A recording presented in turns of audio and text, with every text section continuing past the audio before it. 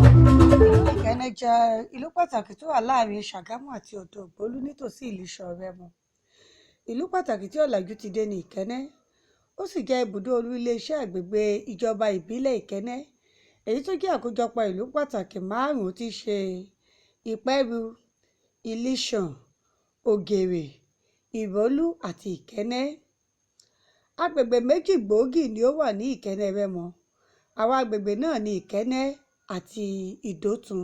Onírúurú àkọsílẹ̀ ni àwọn onímọ̀ ti kọ nípa ìtàn ìlú yìí, ṣùgbọ́n èyí tí àwa ó ṣe àmúlò ni àkọsílẹ̀ Akínsànyà àti Oyèsànyà, eléyìí tí wọ́n ṣe láàrin ọdún 1892 sí ọdún 1960. Àkọsílẹ̀ náà fi ìdí rẹ̀ múlẹ̀ wípé ìlú Ilé-Ifẹ̀ ni àwọn tí wọ́n tẹ ìlú yìí dó ti wá. Wọ́n kọ́kọ́ tẹ̀dó sí Èésú, níbi tí wọ́n ti kọ́ ọ̀pọ̀lọpọ̀ ilé, kí ogun àti ọṣẹ́ iná jíjó ó tó sọ wọ́n di ẹni tó kúrò ní Òrùlé. Òrùlé Ògbódò tó jẹ́ babaláwo àti Òbàrà tó jẹ́ ọdẹ ti wà lórí ilẹ̀ Ìkẹ́nnẹ́ àsìkò yìí ní gbogbo ìgbà náà. Nígbà tí àwọn ènìyàn Ìkẹ́nnẹ́ kúrò ní Òrùlé, wọ́n kọjá lọ́dọ̀ àwọn olùgbé tí wọ́n pè ní Yawa, wọ́n sì dúró díẹ̀ níbẹ̀. Àjàkálẹ̀ àrùn búburú tó gbẹ̀mí ọ̀pọ̀lọpọ̀ àwọn ènìyàn, pàápàá jùlọ àwọn ọmọdé, ló mú kí wọ́n ó sá àsálà fún ẹ̀mí wọn, tí wọ́n sì dúró lọ́dọ̀ àwọn Ògbódò nígbà tí wọ́n rí bí wọ́n ṣe ń gbé ìgbé ayé àlàáfíà láìsí ìṣòro kankan. Báyìí ni wọ́n ṣe kúrò ní Yawa bọ́ sí ibùdó kẹta, tí í ṣe ibùdó ohun àkókò yìí tó wà nítòsí Ògbódò. Nígbà tí wọ́n dífá, Ifá ní ibẹ̀ á gbè wọ́n. Èyí ló sì fà á tí wọ́n fi pinnu láti máa gbé pẹ̀lú àwọn Ògbódò, tí wọ́n sì ń gbé ní àlàáfíà gẹ́gẹ́ bí Ifá ṣe fi hàn nígbà náà títí di òní. Ọdún pàtàkì tí ó kó gbogbo ọmọ ìlú Ìkẹ́nnẹ́ ní tilé toko pọ̀ ní ọdún Erékè. Eléyìí títí ọdún yìí tí ṣọdún 2021 jẹ́ ẹlẹ́ẹ̀karùndínláàádọ́ta irú rẹ̀ tí wọ́n ti ń ṣe é bọ̀, níbi tí tàgbàtèrè ìlú ti máa ń kóra jọ pọ̀ láti jọ fọwọ́sowọ́pọ̀ ṣiṣẹ́ fún ìdàgbàsókè àti ìlọsíwájú ìlú Ìkẹ́nnẹ́.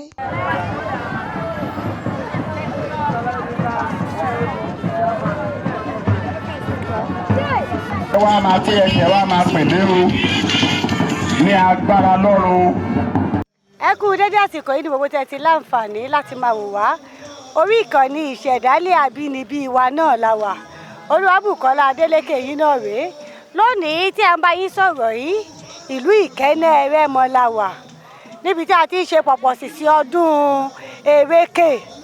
Ọdún Erékè yìí a gbọ́ wípé àjọyọ̀ odidi ọ̀sẹ̀ kan ni. Ní òní ọjọ́ 6 oṣù kọkànlá ọdún 2021, ó ní àṣekágbá ọdún Erékè ti ọdún yìí, níbi tí oríṣiríṣi ètò tí wọ́n ti pìyàmọ́ oríṣiríṣi ètò, nínú eléyìí tí a ti rí ìtòlọ́wọ̀ọ̀wọ́ àti fífi ẹ̀bùn dá omidan Erékè ti ọdún yìí lọ́lá, eléyìí tí wọ́n á ṣe ní gbàgede ń bì.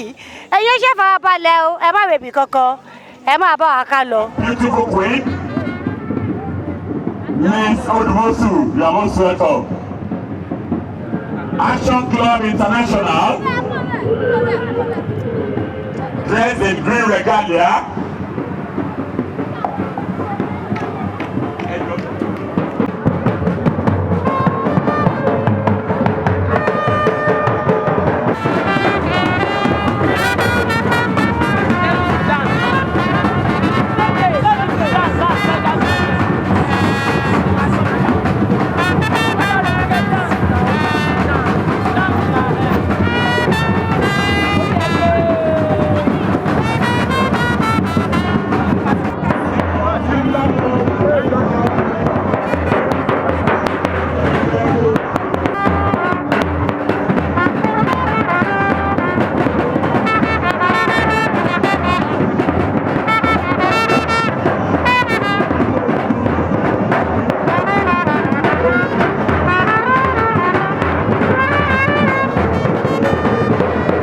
Of eminent Deputy Committee Council of IBA, one and only Prince Lekan Awosoya is a prominent member of Executive Council of IDA, a member of Action Club International. It is interesting and seeing certificate of participation. Action Club International. A president of IDA is now taking photographs with member of Action Club International. Members of Action Club International having taken presidential handshake is now taking photographs with member of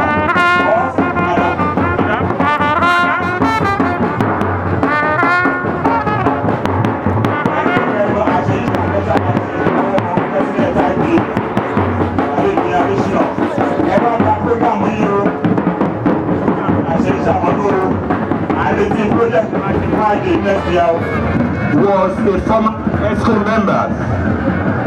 They are coming here with a carnival-like cap, beautifully looking, matched with the actual design for 45th Kirike anniversary. They are really dancing this time around with speakers to match.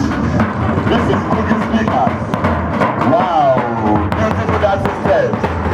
Country of Golden Mercury Ladies Club. God is great is their motto.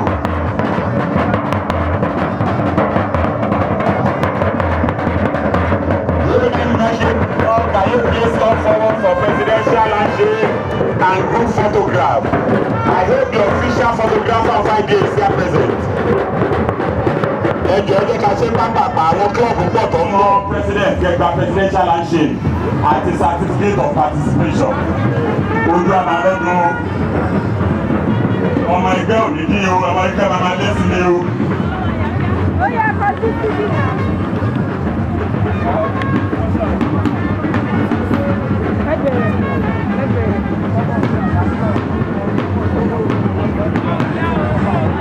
I think a club has decided to donate 2 Okada motorcycles for IDA. It has been recorded. I know they are going to done. Ẹgbẹ́ program with you.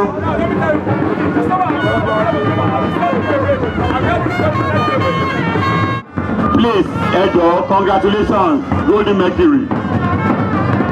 Classic Ladies Club.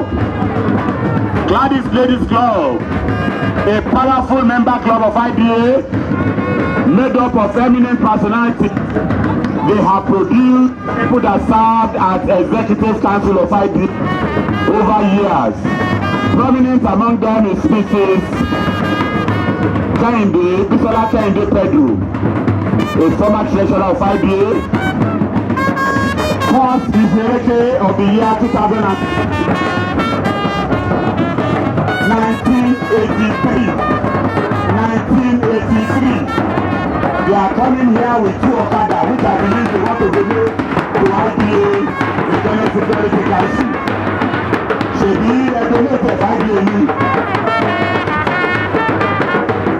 àdúgbòlówó lọ́rùn. They are here with 2 Okadas with a very pretty flag. Ọjọ́ àmàlú, ọjọ́ àmàlẹ́dọ̀.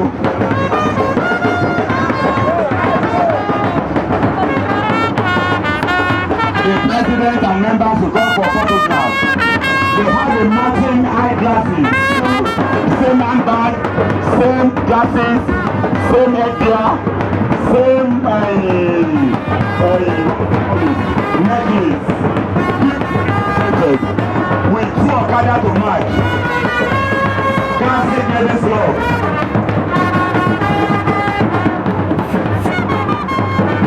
Presidential Classic Ladies Club of Kenya has been given presidential handshake, and they are to take group photographs with the president of the Kenya Development Association. Can somebody come with their program, please? They look eminently sweet. Same bag, same shoe, same headgear, same glasses, same necklace, beads, beautiful beads. And I hope they are going to donate these 2 Okada for IDA for the use of the Kenya security. Am I right? Yes.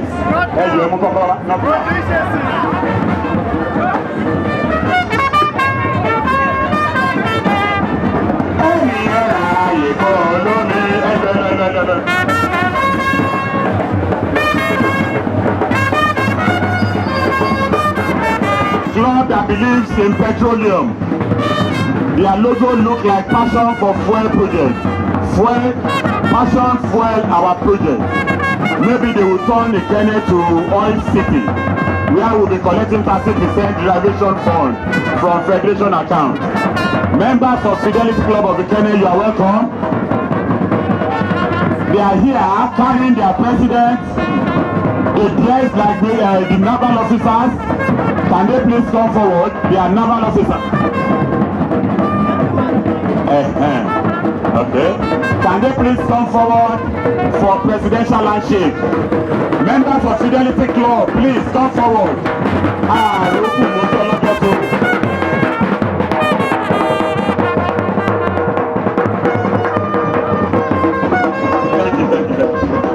Thank you very much.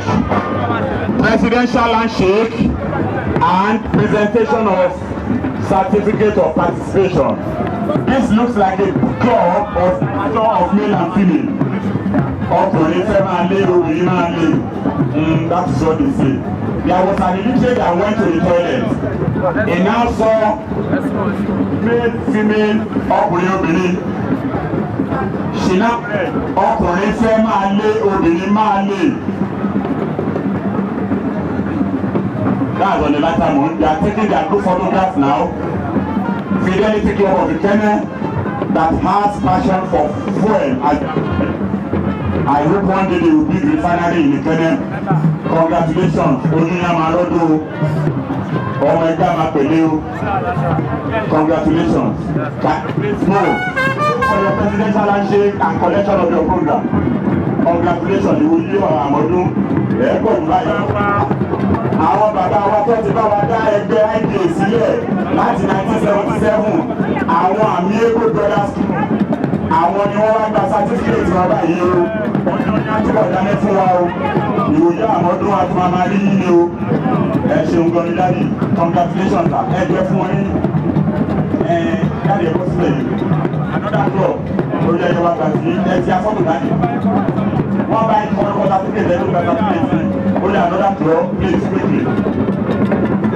Forever Friends International. Àwọn kílọ̀bù yìí, mo fẹ́ lówó wọn torí wọ́n fi di orúkọ kílọ̀bù tèmi wọ́n láwọn Forever Friends International. Ikenne Committee of Friends International. Friends àti International wà bẹ́ẹ̀. Ẹ kú oríire o, ojú wa máa rọ́dún o, ọmọ ẹ̀ka máa pèlé sí o, ọ̀tọ́ lè kọ́kọ́ bá ẹ̀jọ̀.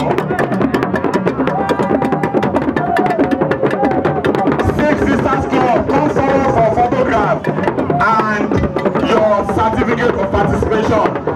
Six Sisters Club, ẹjọ́ àrọ́jọ́ Musolókun, ẹ káàbọ̀, ẹ̀yin grandma ẹ káàbọ̀.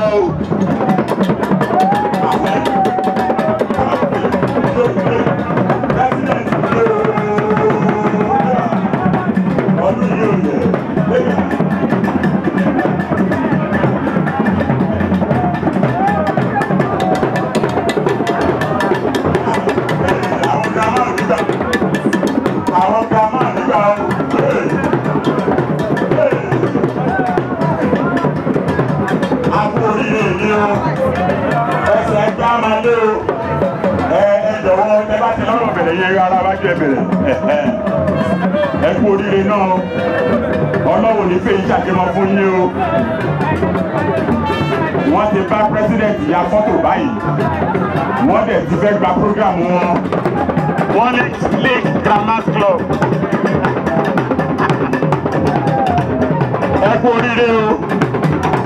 Àwọn ẹgbẹ́ tí ó kù sí ní báyìí o, àwọn ẹgbẹ́ alágbára nìyẹn tó mú IDA dúró, ọdọọdún ló máa ń wá àníwá yín tí o, ọmọ ẹgbẹ́ máa lé sí o, àìsí ìrànwọ́ yín lórí project ẹ máa ṣe báyìí o, ẹ tètè wá gba certificate of participation and presidential handshake. Àròjọ́ múlò sí olókùn. Ẹjọ́ ẹ̀yà fọ́tò pápápá bẹ̀rẹ̀ gba presidential handshake.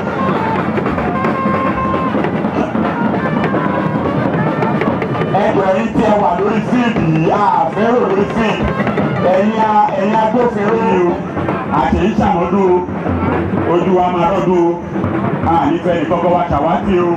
Àwọn ẹgbẹ́ tí wọ́n fi tọkàyà wọn ṣe for every successful man There are substantial million behind there. Gbogbo wọn ló ń bọ̀ yìí o. Inú mi dùn láti sọ fún yín pé wọ́n pé 25 years lọ́dún yìí. Wọ́n dẹ̀ ṣe celebration ẹ̀ to mark 25 years their existence. Ẹ jọ̀wọ́ ẹ bá wájú Harmony Club lórí IPA. The former legal adviser my learned senior has been is a member of Harmony Club. Àwọn tí wọ́n mú òfin IPA lórí yẹn. Ojú yẹn máa rọ́dọ̀ ọmọ ẹgbẹ́ máa pọ̀ sí o. Ní agbára lọ́wọ́ ìwòye ọdún tó ń bọ̀ máa pọ̀ jù báyìí lọ. Ànífẹ́ ìdìbò mi ẹ fi ránṣẹ́ o. Àwọn ní Ikenne Fine Circle. Fine Circle. Can you please come forward for presidential handshake? Ẹ̀jẹ̀ bá a tún síwájú bá a tún ẹ̀ bá a tún.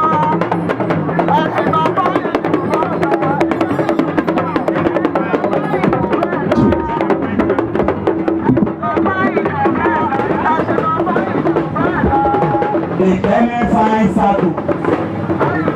Ikenne Fine Circle. Àwọn ẹgbẹ́ bàbá wa nìyẹn. Àbúrò àìwọ́kọ́dé òní o. Yẹ̀lú ìyẹ́gbára ju Tòmáṣì ni o. Ẹ kú oríire náà.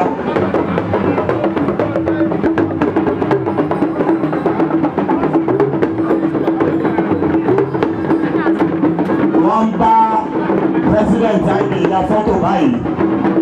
Wọ́n dẹ̀ máa gba certificate of participation. Àpò ọdún òní o. Ẹ̀mí wa máa ṣe púpọ̀ ẹ̀ láyé o.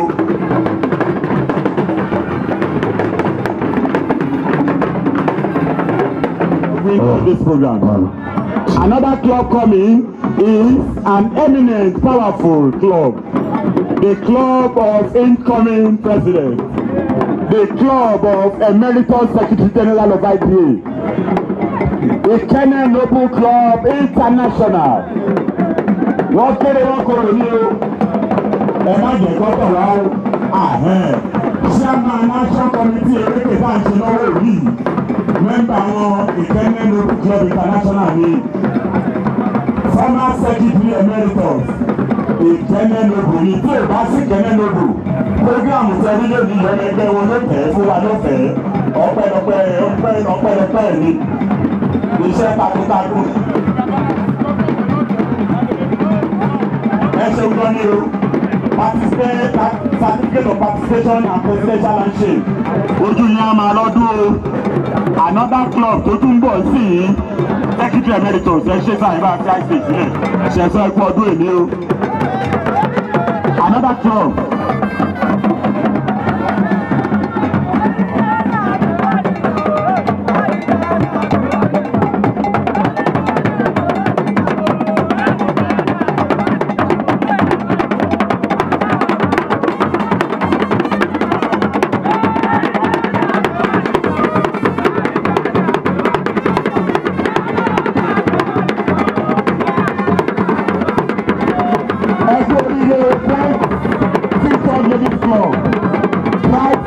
Ladies Club ẹgbẹ́ bá wa yẹ̀ sẹ́yìn kẹjẹ kọ́ wá síwájú ẹ̀sìn wá síwájú ẹ̀yin onílù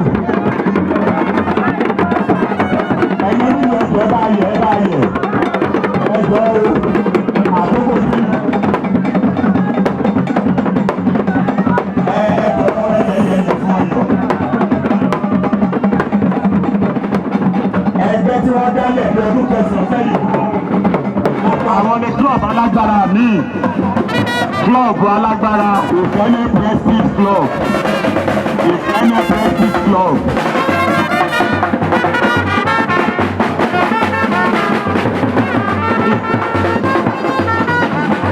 Bàbá lèdè ìbàlá.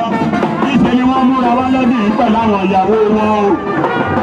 Àwọn ìyàwó wọn lọ́ba Ikenne Prestige Club wálé ní o. Congratulations, Ikenne Prestige Club, for participating in the program. Àwọn klọ́ọ̀bù ìyá, àwọn klọ́ọ̀bù màmá, àwọn New Era Club of Ikenne, àwọn New Era Club of Ikenne, klọ́ọ̀bù olóríire, ẹ káàbọ̀ o, oúnjẹ ọdọọdún la máa rí o, ẹsẹ̀ ní òní sí láìdí o, ẹ ti ṣe project ní 5 years. adúlé tì ní ìjọba ṣe o ẹ ṣe máa o.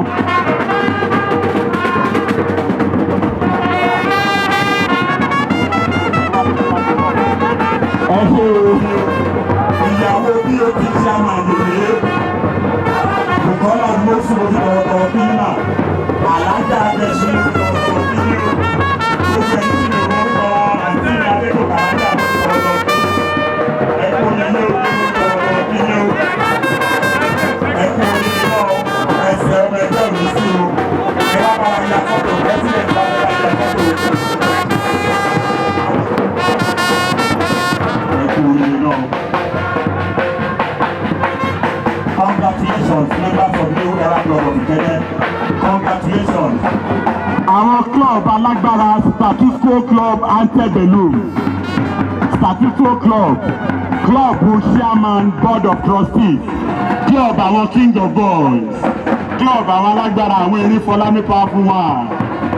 Àwọn alágbára Chairman BOT ló ń lead àwọn eminent members wọn. Status Quo Club of Ikene. You are highly recognized. KOB King of Boys are highly recognized. But the former auditor of IPA, you are highly recognized. But as a son, you are very highly recognized. Every leader, every project fún IPA ti pọ́ọ̀mù tó ń bọ̀ sí àwọn ní.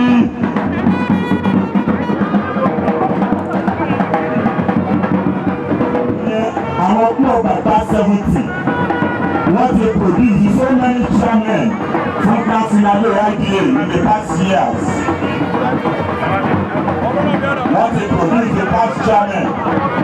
Alhaji Oloro has always been staff supporting IPA from time immemorial. Ọwọ́ yóò ní kọ́sàyàkó. Ẹ ṣe o ẹgbà certificate of participation yìí. Chairman Àìdẹ́kò ni wọ́n ti ń ṣèlẹ́sọ̀ fún wa past years àwọn náà wà ń bí.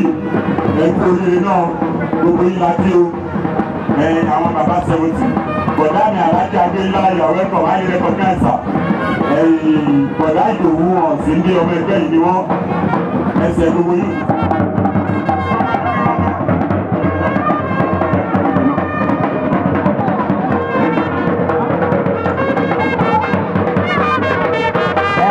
Ikene Amicable Sisters Amicable Sisters wọ́n bọ̀ báyìí o. Ẹ̀jẹ̀ bá wà máa bẹ̀ Amicable Sisters. Àwọn Amicable Sisters. Ẹ ṣe o, ẹ wá máa ya fọ́tò ẹ̀dìgbà presidential handshake.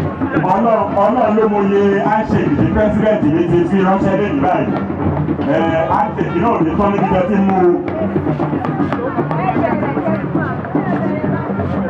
Aisha, the only thing that is missing is the fact that your club has been able to produce good chairman at this country. Apart from the project is going to be, we are expecting project from the club. Please step forward for presidential handshake and your participation of our Ghana group.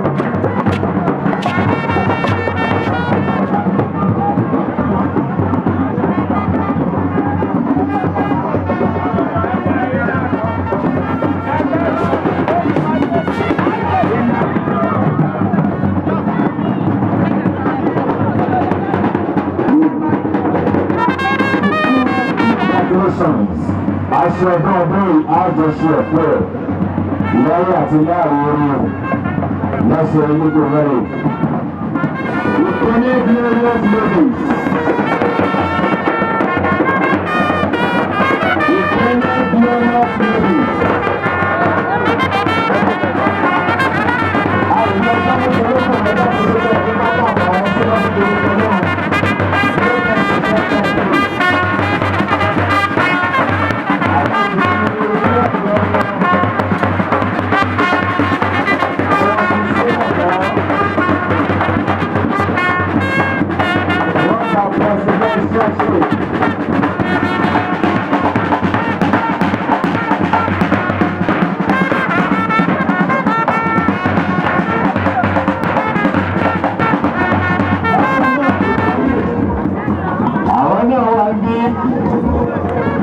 Àjọṣe ọjọ́ ọdún yìí, a ṣe ọ̀fẹ́ nínú wọn ni Ọ̀túnba Allen Barrister Allen Dua tí wọ́n jẹ́ kókó àti pàtàkì nínú ẹgbẹ́ IDA.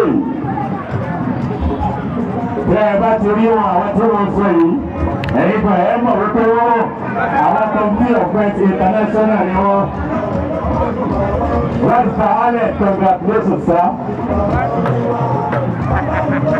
Wọ́n gba presidential ọ̀sán tòótọ́lọ́ iná sako ìkẹ́lẹ́ torí club tó pè yẹn à ń fojú lásán pè wọ́n.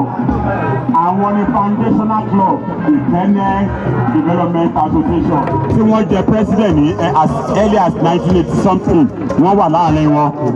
Ìkẹ́nẹ́ iná sako Ìkẹ́nẹ́ club yẹn wọ́n dálẹ̀ ní 5 years kan tó dá ìdí sílẹ̀ 1972 tiwantiwa ní club àwọn àgbà club àwọn bàbá wa club àwọn àgbà ní club àwọn olóríire club àwọn bàbá àwọn club tó yẹ kéèyàn máa wà associated pẹ̀lú ni wọ́n. Ó wù mí ìgbékèmí náà jẹ́ ọmọ ẹgbẹ́ yẹn. My very senior professional colleague bàbá wa sọ̀níṣẹ́ ewu àwọn foundation members wa nìyẹn àwọn Major General Ṣébèkì àwọn club alágbára ni ẹni wípé àwọn bàbá wọn ní kí wọ́n máa kọrin.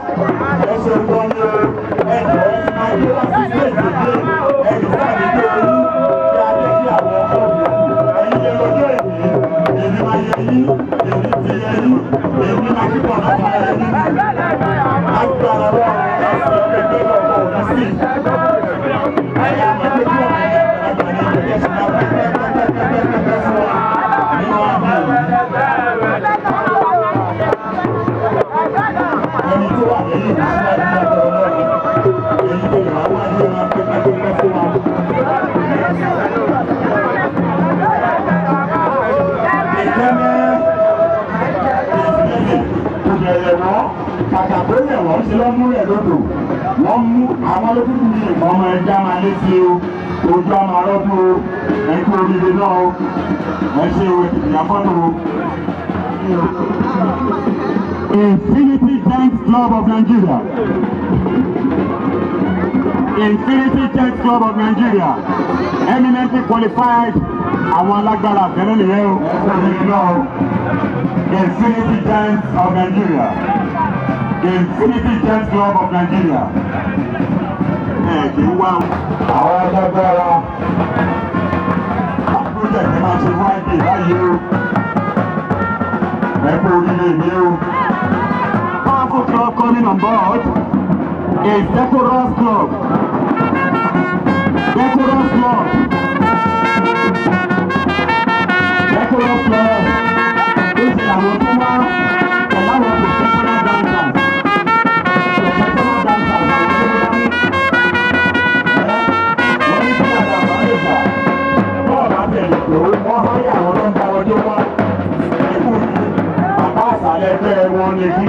Bí Yorùbá ṣe máa ń sọ nìyẹn, a ti rí àwọn ẹgbẹ́ tó ń tòbọ̀ láti àárọ̀, ẹgbẹ́ kan wá ń tòbọ̀ nísìnyí, tí ò bá sí ẹgbẹ́ yẹn kò lè sí president IDA lónìí. President IDA ẹ wá rí i pé Ọlọ́run kẹ́ wọn nínú ẹgbẹ́ yìí, ìṣe ni wọ́n múra pẹ̀lú àwọn ìyàwó wọn. Presidential Club, Cluster Club of Ìkẹ́nẹ́, ably led by the president of IDA himself, who wears 2 caps, is the president of the club and the president of the given handshake. Permit me to carry out the role of the president as the first vice president of IDA. I will invite my second vice president to let us honor our president. Let's see what happens.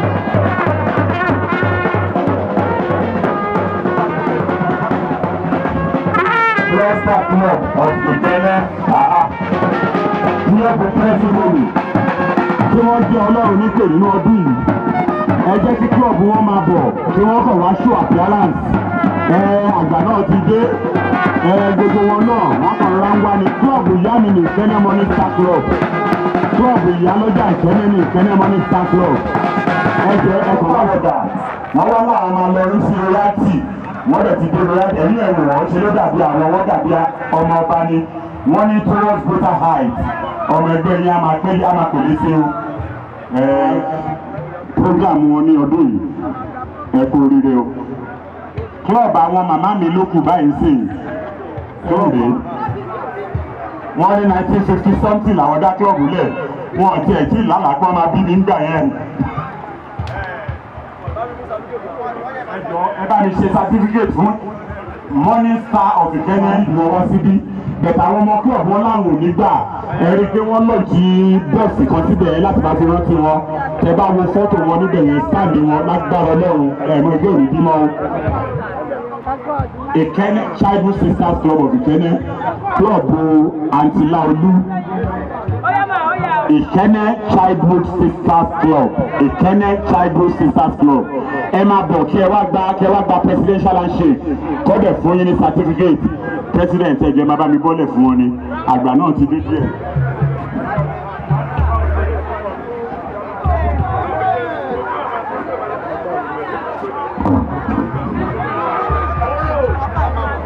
òun nìyẹn president Ìkẹ́nnẹ́ Childhood Sisters Club àwọn ẹ̀wò yẹn lágbára Ọlọ́run ọmọ ẹgbẹ́ máa lé sí ní o ẹ máa pẹ́pẹ́pẹ́pẹ́ láyé. tó jẹ́ pé àwọn la máa fi kásẹ̀ parade tọdún yìí club yẹn made up of royal personalities men of timber and calibre ẹ kàn ló wọ́n kàn select àwọn representative ni.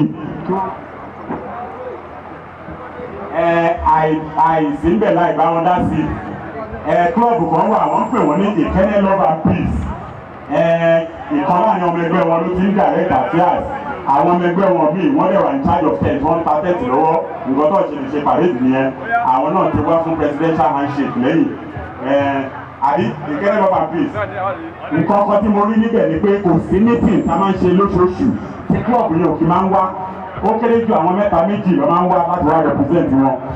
ọ̀nà gbàgbé mo rí wà fún wa ní alákẹ́lẹ́ of Ìkẹ́nnẹ́ Ẹrẹ́mọ. ọba tó bá mi lóye ọba ọba láṣẹ ọba ilé kábíyèsí òfin pẹ̀lú yèyé Morúwàfù of Ìkẹ́nnẹ́ Ẹrẹ́mọ. bẹ́ẹ̀ náà ni Ọ̀túnba tó bá níyì of Ìkẹ́nnẹ́ Ẹrẹ́mọ yèyé tó bá níyì of Ìkẹ́nnẹ́ Ẹrẹ́mọ gbogbo wọn ni wọ́n wọ̀ pẹ̀lú kábíyèsí. bẹ́ẹ̀ náà ni bàbá wa Olúwo of Ìkẹ́nnẹ́ Ẹrẹ́mọ Apèèyàn of Ìkẹ́nnẹ́ Ẹrẹ́mọ olóòtú ọmọ ọba of Ìkẹ́nnẹ́ Ẹrẹ́mọ gbogbo wọn ni wọ́n wọlé papọ̀ pẹ̀lú bàbá wa kábíyèsí the Alákẹ́nnẹ́ of Ìkẹ́nnẹ́ Ẹrẹ́mọ the number one citizen of Ìkẹ́nnẹ́ àti ohun àti ẹ̀ àti ohun.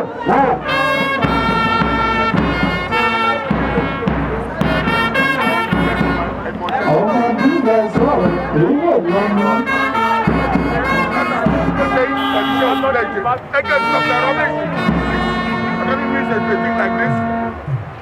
bẹ́ẹ̀ náà ni àwọn kábíyèsí wọlé pẹ̀lú wọn bàbá wa kábíyèsí olóògbé òṣèlú ọ̀fọ̀dọ̀ òṣèlú àwọn náà wà bí bàbá wa kábíyèsí o.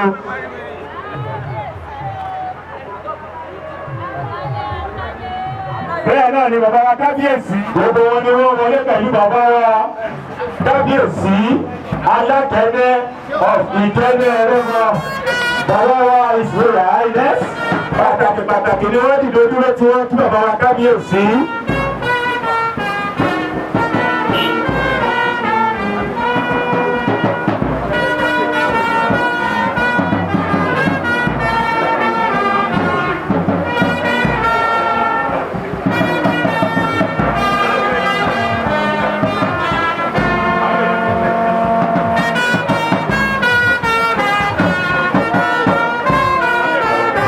bẹ́ẹ̀ náà ni bàbá wa Major General Sopoiki àwọn náà kí bàbá wa kábíyèsí alápẹ̀lẹ̀ of Ìkẹ́nnẹ́ Ẹrẹ́mọ bàbá wa Major General Ṣẹ́bóìkì the Bantopo of Ìkẹ́nnẹ́ Ẹrẹ́mọ àwọn náà kí bàbá wa kábíyèsí the alákẹ́nẹ́ of Ìkẹ́nnẹ́ Ẹrẹ́mọ bẹ́ẹ̀ náà ni bàbá wa the Olúgbòtro bàbá wa kábíyèsí His Royal Highness ọba Olúgbòtro of Ìgbòtro Ìkẹ́nnẹ́ Ẹrẹ́mọ àwọn náà kí bàbá wa kábíyèsí alákẹ́nẹ́ of Ìkẹ́nnẹ́ Ẹrẹ́mọ.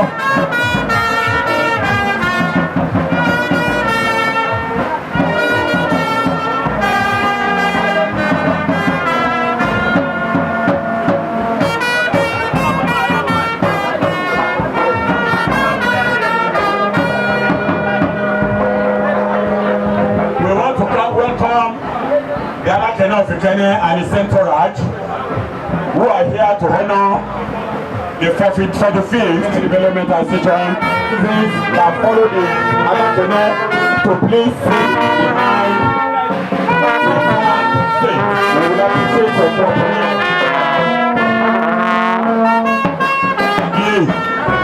You are most welcome to our minister.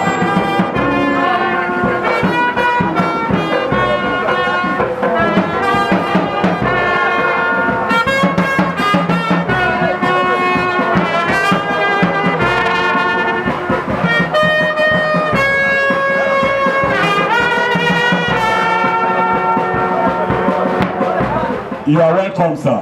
Anyone?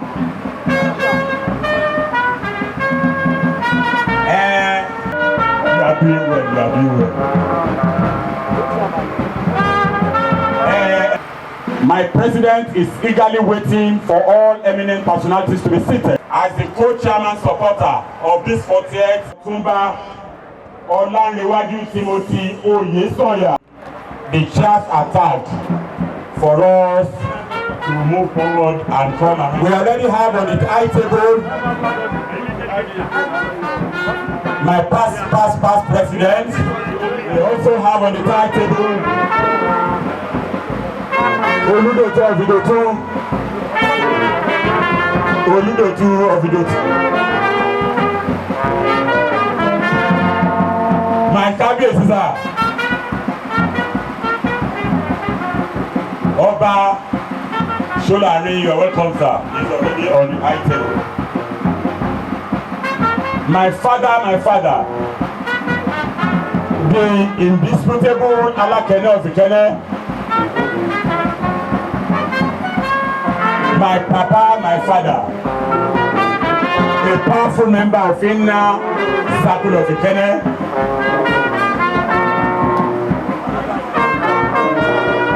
Like I said already on the dining table, it's about Ayọ̀ Ṣọ́lárin, kábíyèsí ẹ káàbọ̀ sà. Alákẹ́nẹ́ of Ìkẹ́nnẹ́ Ọba Adéyínká Ọ̀nàkadé Múrúfú àwọn you are welcome kábíyèsí kárí. We are still expecting our royal father, His Royal Highness Ọba Adéwálé Àjàyí. Whichever situation you find yourself, you want to attach it to yourself. The co-chairman supporter number 2, we are still awaiting his presence.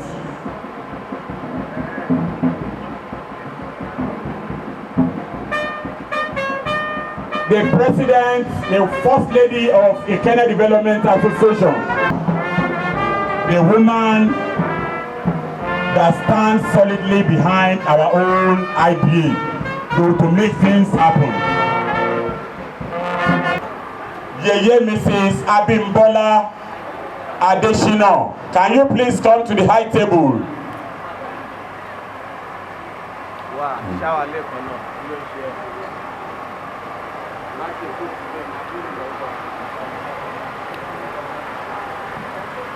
We are still expecting the first lady.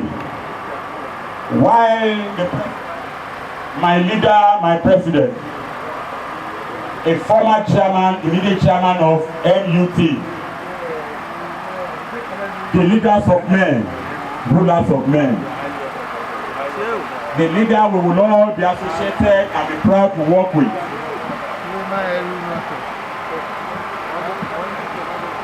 my powerful president and the first lady, Otumba Adedoyin Adesina and Chief Mrs. Adesina. You are welcome. You are welcome, my president. Thank you very much. We are still expecting the wife of the Vice President of Federal Republic of Nigeria, Dolapo Oshibado. Meanwhile, at the Debitan Lobai, you will never see him shout. It is not by size, but by the gift from God Almighty. A position I was privileged to be in 2014. In no other person than Mr. Akiola Shoname, the Baba of FCAs, but that refused to be an FCA, is a data analyst, a data expert. Doctor, I will not even say Mr. Dr. Akiola Shoname. I want to implore Inner Circle of Ikene to please lead their member to the high table, the grand finale chairman for the 5th grand finale.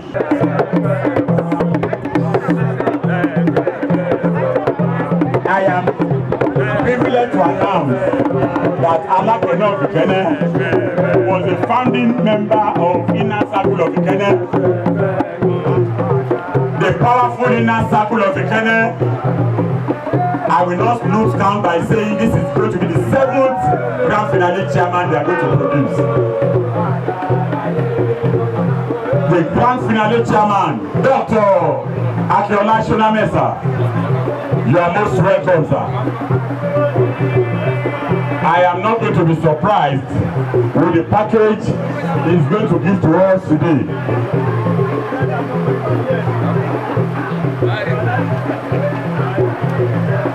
Finale chairman, you are welcome to the high table.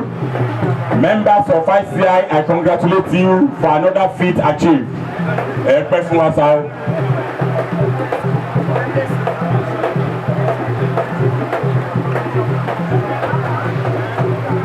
Wherever you see a successful man, you must always see a woman. To the high table, I invite the wife of today's today's occasion, the chairman of today's occasion, Mrs. Abeke Shoname. Can you please join your husband on the high table? Doctor.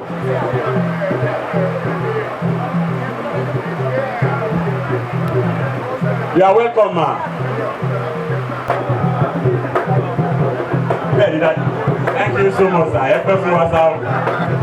Thank you so much.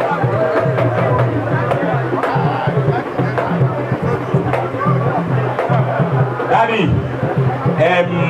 let's use this opportunity to usher to the high table the rock, Otumba Adeleke Adesina, sir. Your presence is needed on the high table,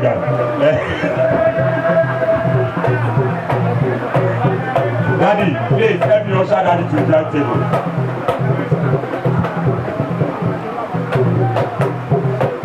Major General Shobo Igisa or no ID. ITI is, we will see. Ari. Major General Shobo Igisa. Major General Bukola Shobo Iki. Your seat at the other end. ICI at the beginning, ICI at the end.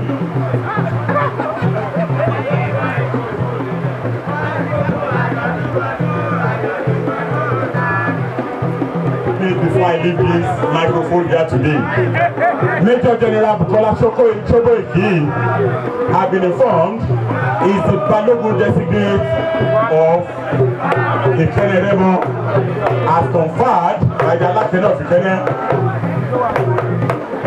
Sheni Shobo Iki, you are in what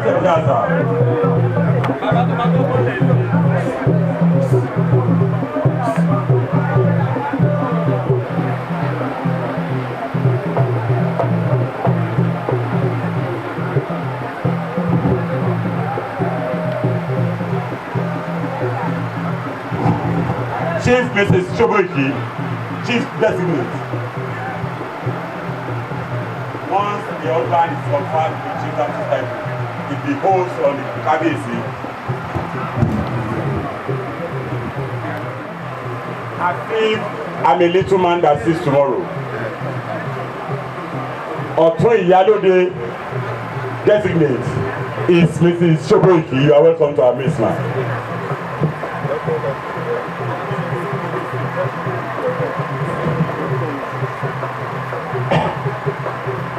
The wife of the Balogun designate of Ikene Remo is no other person who is already on the dining table beside her husband. The Nigerian Civil and Security Band Corps. National anthem, please.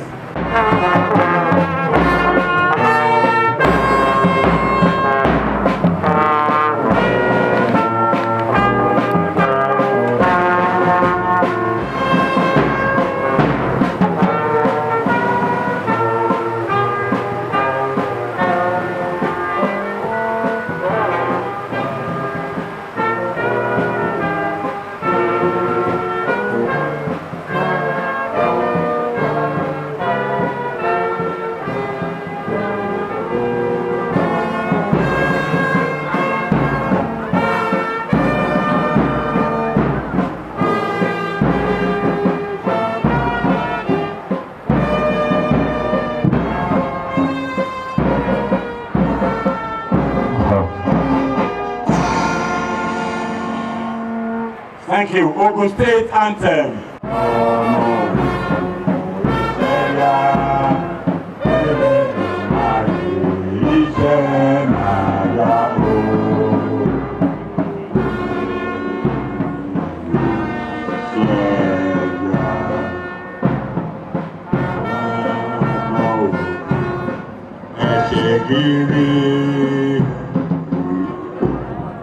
Ọmọ rere kì í ṣàṣẹ, ọmọ ogun kì í ṣọ̀lẹ. Ẹgbẹ̀rẹ̀gbẹ̀rún Olúwa ń bẹ fún wa.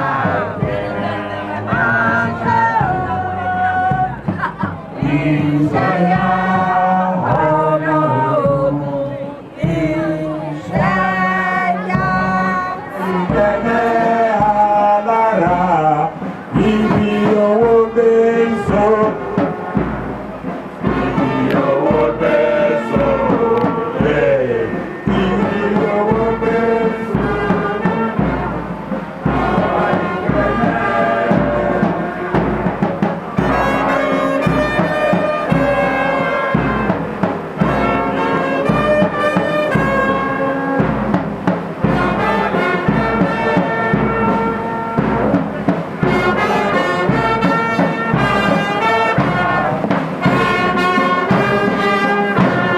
Ikene motivational song.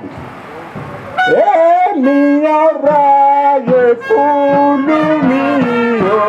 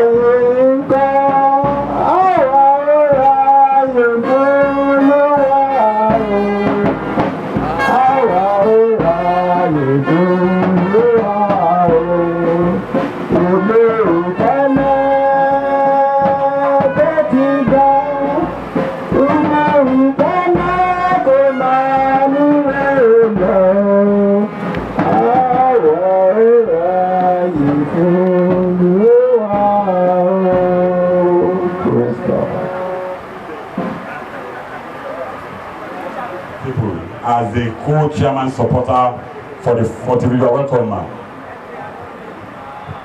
I want to invite the chief imam, the most merciful, the most beneficent. We want to give Allah the glory for this opportunity given us. First and foremost, Your Royal Highness on the floor, Baba Alakene Tikene, Baba Dudotun àti Ọba àwọn orí adé ní ìjókòó. àti gbogbo àwọn alága ìjókòó ti 45th year anniversary ti oríkè tọdún ní and our able president àti ìyàwó àti gbogbo àwọn members of the executive adúpẹ́ ní ọ̀dọ̀ Ọlọ́run ọba tó ní kí ti ọdún ní kó ṣojú ẹ̀mí wa àwa fa ìjókòó yìí lé Ọlọ́run bá wa lọ́wọ́ gbogbo eléyìí tí a ti ń bá bọ̀ kí ó tó di pé ní adébí ti grand finale Olúwa dúpẹ́ lọ́dọ̀ rẹ fún àṣeyọrí tó fún wa eléyìí tí a tún fẹ́ ṣe lénìí tó jẹ́ ti àṣekágbá tọdún ní má ṣe lè ní àṣemọ́ ọ̀pọ̀lọpọ̀ ẹ̀ Ọlọ́run jẹ́ kí a ṣe láyé ká ṣe láàyè ìlú Ìkẹ́nnì ọlọ́mọdé ó bàjẹ́ ìpínlẹ̀ Ògùn májò ó dàrú orílẹ̀-èdè Nàìjíríà má bàjẹ́ fún àfihàn ọlọ́kànbalẹ̀ ó bá ń tó kó àkóso wálé lọ́wọ́ pátá Olúwa bá a ṣe àmọ̀nà wọn ربنا تقبل منا انك انت السميع العليم وتب علينا يا مولانا انك انت التواب الرحيم ربنا لا تدع لنا ذنبا الا غفرته ولا هما الا فرجته ولا دينا الا قضيته ولا مريضا الا شفيته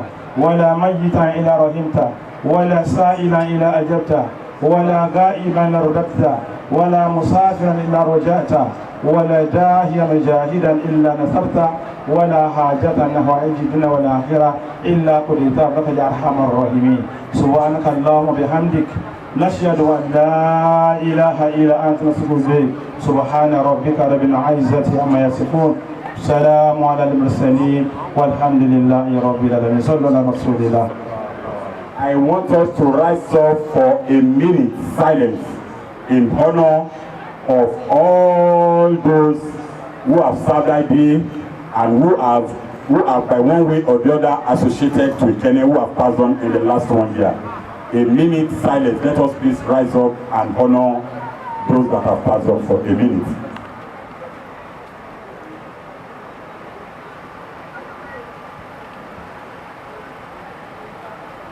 May the soul of the departed rest in peace. Thank you. Let us see that. We are at the verge of recognizing virtually everybody here present, which we have done. It is deemed to have been done. We are all welcome to the 45th grand finale of Ereke Festival. By now last year, we were busy doing what we call COVID edition of the grand finale. With humble permission from our amiable president, I want to call on the 9th president of the Ikenne Development Association, leader of men, my leader, my president, Otumba Adedoyin Adeshina, for his presidential address. Our own leader, mentor, Dr. Akinola Shonami, and his amiable wife, Dr. Abeke Shonami, Otumba Olarewaju Oyesanya, Attorney Fatai Lawal, our royal father, the Alakan of Ikenne, His Royal Highness Oba Adeyinka Onakade, the Olutoto of Idotu Remo, His Royal Highness Oba Odun Ashularin, the Ammunition of Okoland, Oba Muftal Sonny, the Chief Imam Ikenne Central Mosque, Sheikh Hussein Lawal, the Agbogbo of Indigenous Faiths of Africa, Ambassador Oludare Shoneye, the POT Chairman, Otumba Olusola Odulosu, our FIDAP Chairman, the father of all fathers, Otumba Adeleke Adeshina, our own The Rock, and her amiable wife, Chief Mrs. Kemi Adeshina. Our past presidents, distinguished guests, gentlemen of the press, ladies and gentlemen. Assalamu alaikum wa rahmatullahi wa barakatuh.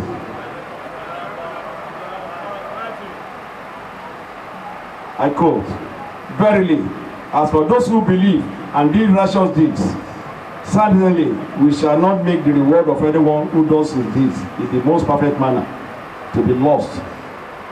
This for them will be paradise, wherein they will be adorned with bracelets of gold and will wear garments of silk. How good is the reward, and what an excellent dwelling place.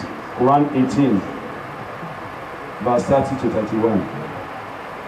Having said that, I want to implore the whole gathering to rise up and observe a minute silence in memory of our first and the only female president, late Mrs. Olaolu Adubifa, who departed us in August and committed to honor us in October this year.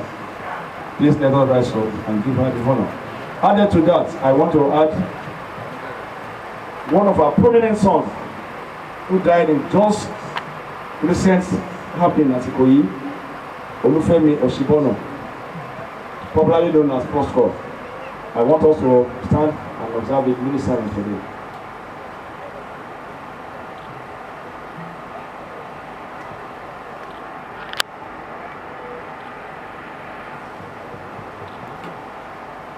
May Almighty Subhanahu wa Ta'ala place them in His side and in the paradise. Let us take our seat. Distinguished ladies and gentlemen, the philosopher said, follow your passion, listen to your heart, trust the process and be grateful. Life is a magic and your dreams matter. Take the time to be good to yourself in thoughts, deeds and action, but especially in your thoughts. Be stubborn about your goals and flexible about your methods. Your own life has to be your message. Kindness is not an act, it is a lifestyle. Success is never owed, it is rented, due every day. The Almighty Allah actualizes. Let me start with Ereke Civic Center as part of our cardinal programs. Reference to my last year quotation, which says, if you risk nothing, you risk everything. Stop worrying so much about finding happiness and it will find you. In line with the aforesaid, this is a community-based project that empowers the local artisans to lift themselves out of poverty, boost the image and allow members to create and achieve locally owned visions and goals with the starting help of equity contributions. This project is particularly important in generating revenue, creating job opportunities, corporate image and basic infrastructure where public services are either limited or non-existent, a fundamental requirement for sustainable development and growth. Hence, many didn't patronize or collaborate with us. Instead, we were faced with condemnation and target white elephant project. Today, we want to give glory, honor and adoration to Almighty God for the journey so far on the project. If not for the wrong calculations of timing on the part of the contractor, I want to say unequivocally that the project is supposed to have been roofed because all the necessary materials up to roofing level are readily available. If you look up there, you can see that the workers are still there. We are putting that Ereke Civic Center there to boost the image of this town. I want to appeal further that we still open our door for more equity contributions so that this project can be completed before the next half year. I pray to Almighty Allah to allow all and sundry to witness the commissioning. Amen. It is pertinent for me to appreciate all those who have confidence in us, the shareholders, the stakeholders, the board members under the leadership of October Adeleke Adesina, Mr. Akinola Shonome, who always advise us on the management of the finances of the project, the BOT chairman, October Alushala Dumosu, IDA ESCO members, all great Kenites, home and abroad, who put us on our toes, and the technical committee of Architect Duni Opayemi, Mr. Omotayo Odumusi, Architect Solomon Obayibo, Engineer Falabake, and my workaholic first Vice President, Otuba Olufemi Allen, to mention a few. You are all appreciated. Ikene Town Expansion Scheme. The development pressures caused by rapidly growing populations have led to some relationship between urban form and the public health is necessary.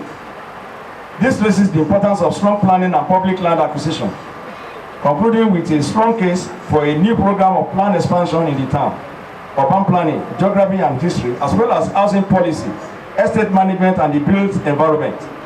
Practitioners and policy makers within town planning and urban development will also find this Ikenne model as an invaluable asset and experience. The Development Association has strove to speed up actions on the land ceded to us by government through various documentation at the necessary government agencies in Ogun State that are concerned. The sales of expression interest forms is still ongoing and no distance push-up. The allocation will be based on first come first serve, and it is strictly one plot per allotee. I want to appreciate the beauty chairman, Mr. Batunde Abulaja, and Mr. Femi Adeniyi for their efforts in making our dream to become reality.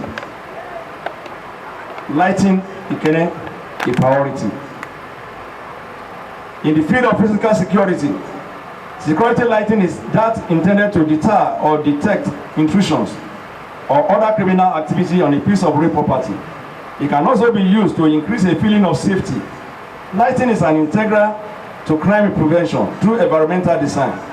A 2019 study in New York City found out that the provision of street lights was an important type of security lighting, resulted in 36% reduction in nighttime outdoor index crimes.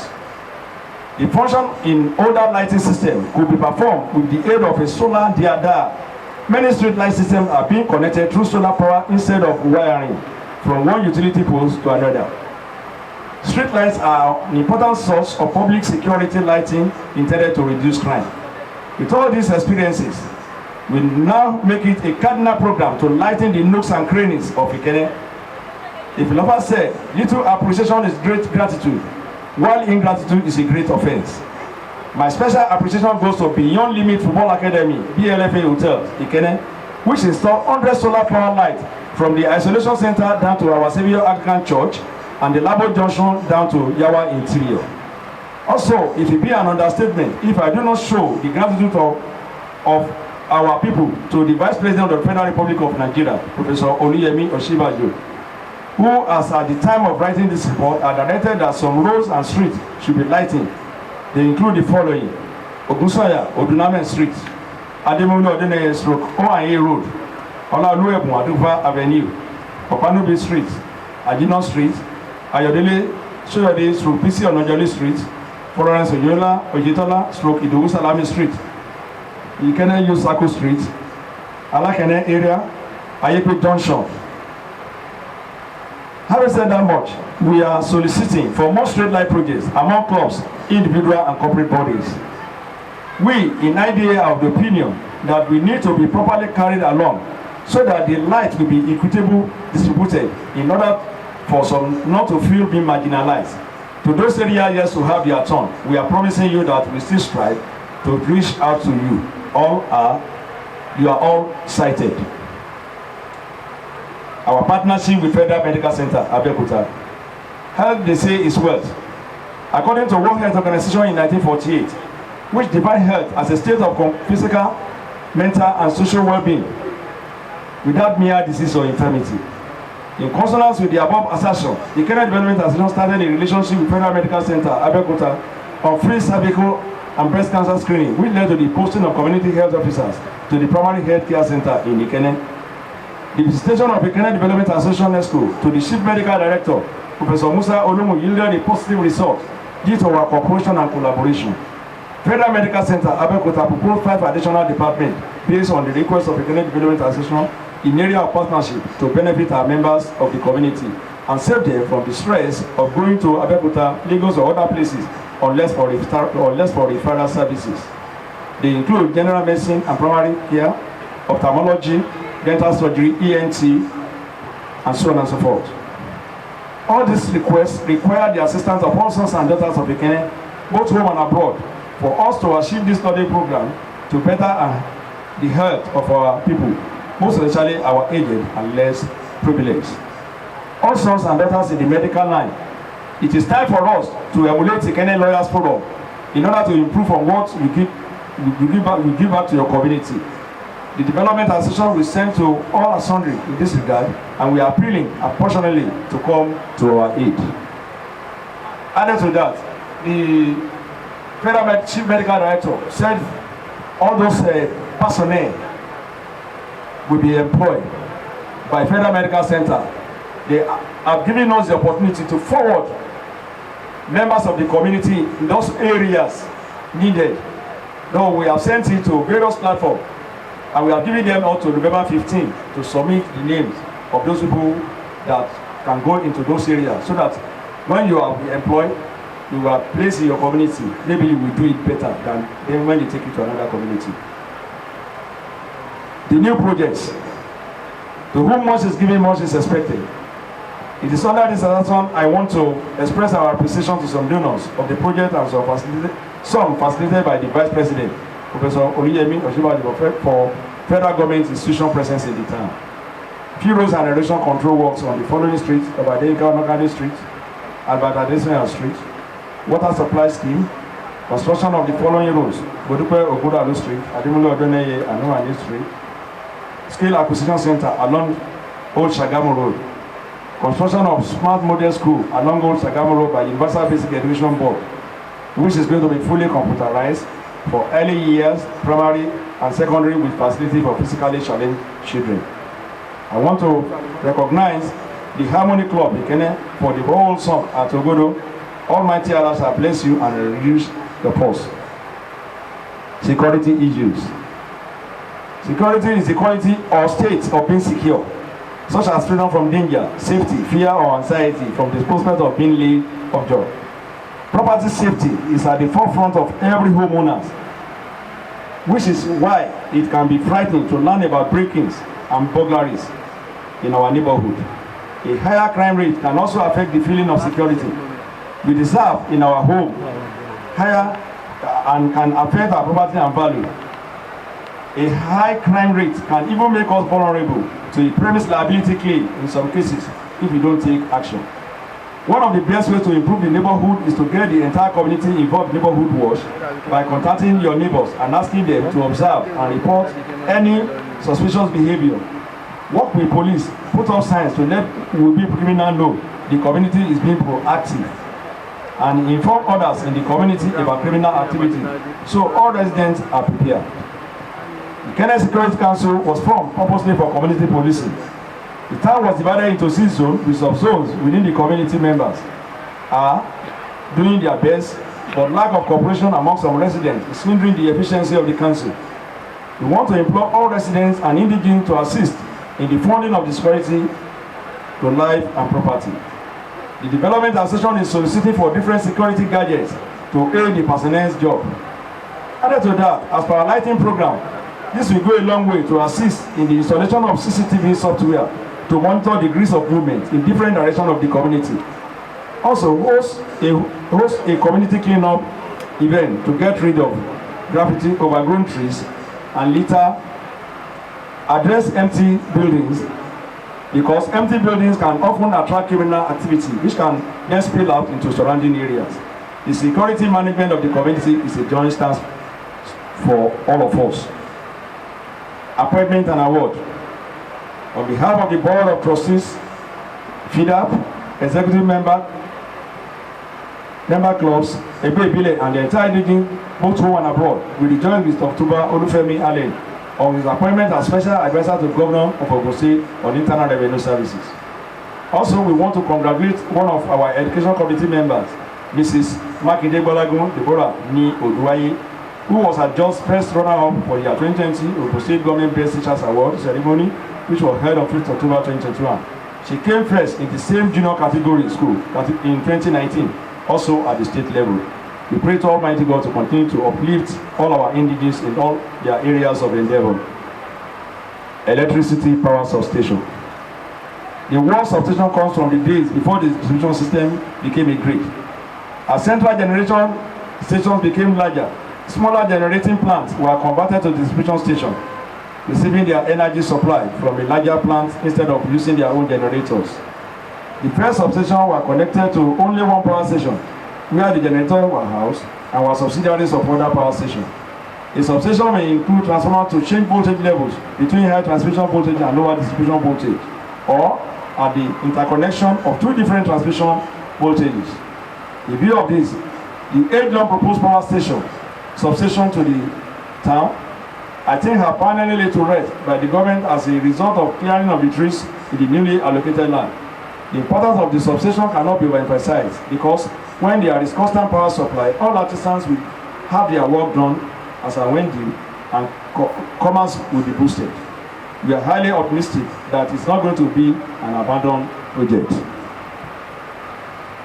Website design and importance. A basic inquiry: what is a website? It needs therefore a site in a single area that comprises of various website pages. We should all realize that at this point, however, shockingly, what some of us don't know is the advantages a site can accommodate our business and organizational goals. A site itself can be utilized to achieve a wide range of marketing strategies to enable our business to develop. Here are some different advantages of having a website accessible around the clock. Imagine that you need to market your products, clubs, hotels, organizations, etc. Your website and internet-based social accounts are available all day 24/7, 365 days. Since your site is operational non-stop, our client and customer can easily access your site and services. The credibility of it. Trust it or not, most people will scan the web for an item or service before they buy to check the credibility first. When you give great service or item, positive verbal exchange about your business is probably going to spread. Utilizing your site, you can continually serve consumers on the web and increase your credibility as an entrepreneur. It is cost effective. You know precisely how much your site will cost you and how much business it will give you in return. A web developer hardly draws any money from the pocket. It is easy and cost effective to build a website. A strategically created website and online arrangement give huge advantages and costing diagrams. It is very convenient if you own a website for your business organization. It is very convenient for the business as listing products and services. It is very easy on the website, and for the user also, it is easy to browse through the services from anywhere. The site is unique. The site is certainly not utility, curiosity, or amusement. A site is a position of the business. A site is a place you speak with your client, develop your fan base, and move your product. Sites are intended to be open by all gadgets, and that reason enough to be in the light. In the light of the above, the Development Association created a website to showcase our member clubs, equivalent the entrepreneur, hoteliers, and all renewable projects that can attract both local and foreign aids. As of today, the majority of our traditional aid groups and member clubs failed to submit all the required information to be posted on the site. Even our entrepreneur did not use the opportunity created by the IDA. We are appealing to all sons and daughters and all concerned to show a little bit of seriousness and commitment in order to keep the site alive. Visit www.ikenedevelopmentasso.com. That is the website of Ikene Development Association. Conclusively, I want to appreciate all our IDA Executive Council members for the unalloyed support and well-meaning people who saw the potential in us. And vital points raised by the president. We should go back home, read the programs again, all over again, and make use of what he has told us in the program, in his speech, in his address. Without wasting much of our time, I want to call on the owner of today, the 45th Grand Finale Chairman, a rare privilege. Kabiyesi, the royal fathers here present, I recognize you, distinguished ladies and gentlemen.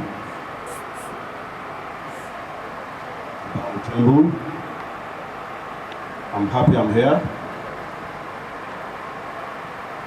and I thank you all for sparing time to come here today.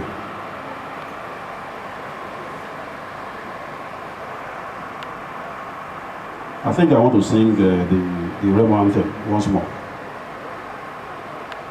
and I think you should join me.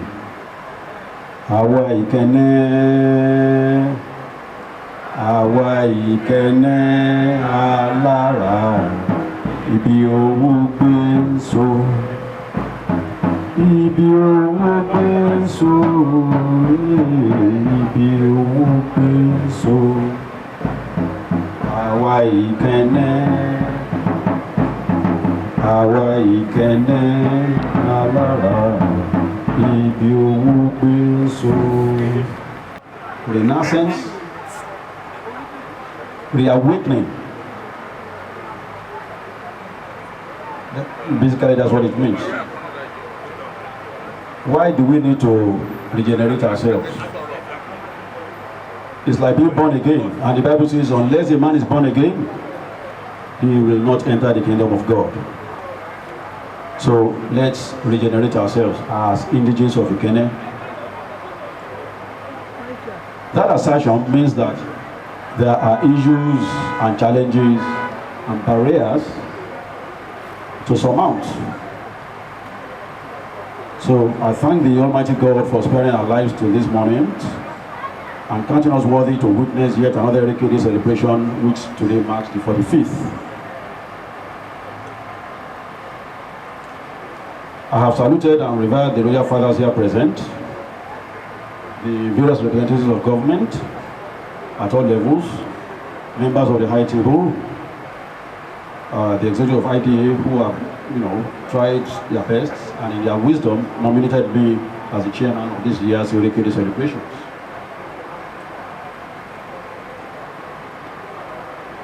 We couldn't hold it last year because of the advent of the pandemic. And I still remember vividly what happened in 2018. There was a lot of turmoil, there was some happiness, there was tension in the land. So it is time to reflect on the events that have taken place since the last Ereke Day. All of us have been affected one way or the other by the advent of the COVID-19 pandemic. We've lost relations, we've lost friends, we've lost acquaintances, colleagues. People have died of natural causes, accidents, but recent to memory are the passing on of Barrister Segun Odubela, our eminent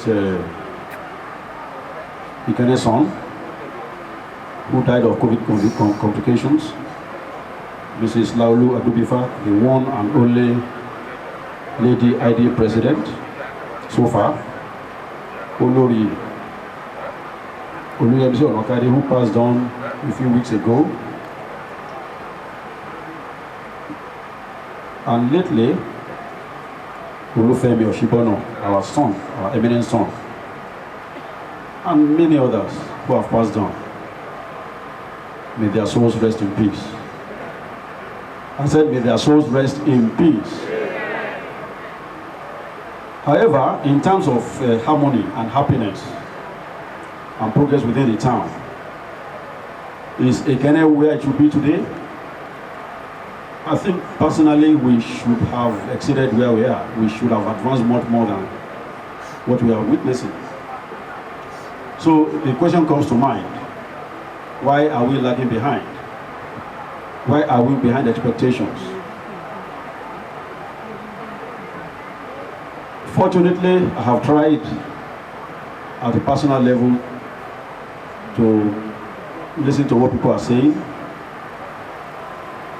and to personally hold interviews and debates with some of the stakeholders. So what do we find? What have we witnessed? And what conclusions can we really reach? What lessons have we learned? And what are the reasons for our behavior and conduct? The short answer is that we simply don't love one another. And the Bible says love conquers all. 1 Corinthians 13, verse 13. Love conquers all. And once there's no empathy, that is putting others' interests in front of you, placing yourself in their stead, trying to, figuratively enter into their situation, you'll never know how to interject or how to alleviate their feelings. However, if we go to Exodus chapter 20, as believers, the good Lord has given us 10 commandments. These commandments can be summarized into two. Love God and love thy neighbor. If you love God, you will obey his commandments. You shall have no other God but him. Allah is the greatest, isn't it? I said Allah is the greatest, isn't it? He is the author and finisher of our faith. We all know Jesus Christ is the Son of God. Don't you believe that? So people say these things, but they don't practice it. By the words of their mouth and their body language and what I've heard people saying and the comments they give, I think love is lacking. So I think a lot of us suddenly develop a kind of sense of entitlement and arrogation of power into ourselves without questioning the sources of legitimacy of such power. Why am I exercising this power? Is it because I'm just an elder? Is it because I've donated far more than other people? Is it because I'm a chief or an Otuba, therefore I can do and undo? In the eyes of the Lord, we are all equal. So we should understand all of that. I personally admonish people who try to play God. So Ikene must move on. If we look in that direction, we will see an edifice that's been erected. It is within Ikene here, and nothing can move it away from that place. Whatever happens, whoever invests, that property will not leave Ikene, and I think it is a good developmental effort within Ikene State, within Ikene Town. Is that correct? I'm saying that this civil center being erected is a plus to the wealth of Ikene as a town. But I've been summoned by eminent people who got to know that I was involved in the erection of that property, and they said some people have cornered property belonging to Ikene. That property belongs to every indigene of Ikene, whatever amount you invest. If you invest 1 kobo, you are a co-owner, you are a part owner, and the avenues are still open to invest. We just can't be criticizing ourselves and be hoping for the best. There are some people, they will just never see whatever is good in anything. Such people, I think the best thing is to ignore them and forge on with life and try to achieve your objectives. But we cannot deny that they are not Ikene sons and daughters. We are one. So, what can we do? We appeal to them to sheathe their swords. We appeal to them to make Ikene benefit from the wealth and experience and goodwill and benefaction of people who have goodwill. We should continue to strive to ensure that Ikene reaches the heights for which it is destined. So on my part, I have decided to donate 10 million naira of my investment to the IDA, which means that the investment of IDA in that project will be swelled by the sum of 10 million naira. And by the grace of God, God sparing my life, I will not relent until that edifice is completed. So, for me, God is love. We should learn to forgive and forget. We should not claim all rights. Even if you are right, you can overlook it. You can surrender your rights and privileges and move on for the sake of peace. Even when nations go to war, they still come back and dialogue. So I implore everybody to imbibe the virtues of altruism and egalitarianism, which Papa Awolowo has bestowed on us. He lived for that. He said everybody must be educated. Education enlightens your mind. Education allows you to be able to interrogate phenomena and know right from wrong, and be able to live with the consequences, whether right or wrong. Education brightens your mind, it sharpens your mind, it sharpens your thinking process. That's what it does. So, for those people, I'm sorry to be referring to them, because they are really drawing us behind. For people who believe that they must play God, I've said in my speech, it's a very dangerous thing to be playing God, because to God belongs all glory, and God is a very jealous God. May we not see the wrath of God in Jesus' name.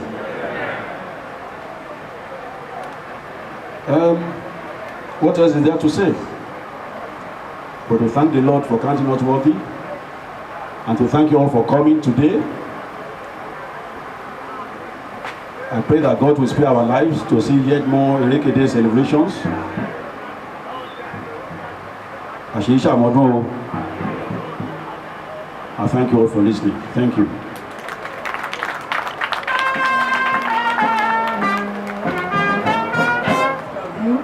I salute the Reverend Royal Father, our IDS chairman, and everyone in the I table. I say, you are all welcome in Jesus' name. I pray that if Jesus tarry in coming, we will all witness many of Ireke Day in good health and sound of mind in Jesus' name. Actually, I don't have much to say. I'm just here. My husband is supposed to be here, but because of his business, he couldn't make it. But he asked me to tell you good people of Ikenne that he will want to donate.